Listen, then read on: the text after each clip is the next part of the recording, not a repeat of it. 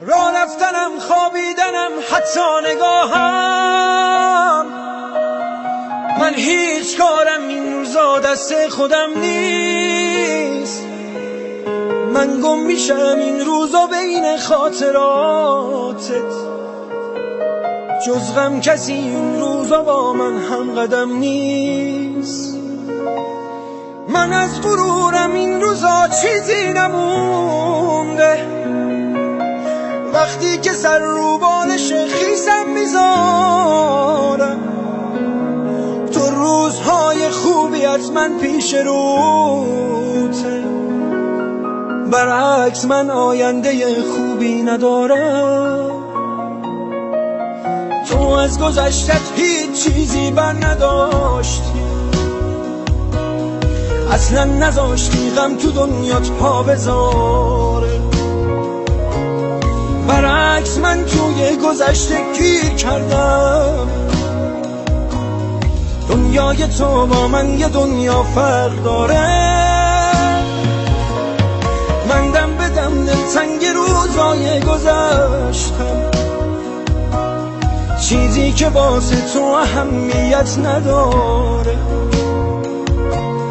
موهامو که دیدم برفات فکر کردم،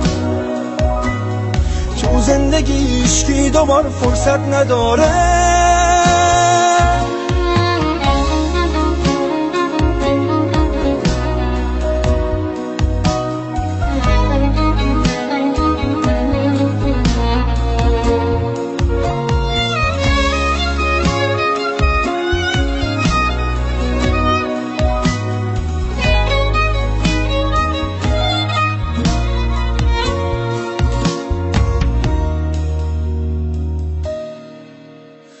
من هی به تو فکر کردم و موهام سفید شد، حق با تو بود من فرصت رو از دست دادم.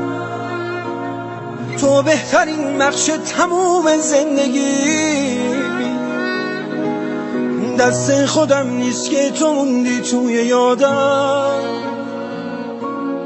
بعد از تو من با کل دنیا قهر کردم،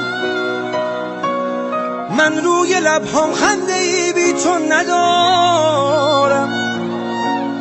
با رفتن آیندم و از من گرفت، برگرد من آینده ای بی تو ندارم. تو از گذشتت هیچ چیزی بر نداشتی، اصلا نذاشتی غم تو دنیات پا بذاره، برعکس من توی گذشته گیر کردم. دنیای تو با من یه دنیا فرق داره، من دم به دم دلتنگ روزای گذشتم، چیزی که واسه تو اهمیت نداره. موهامو که دیدم برفات فکر کردم، تو زندگی عشقی دوبار فرصت نداره.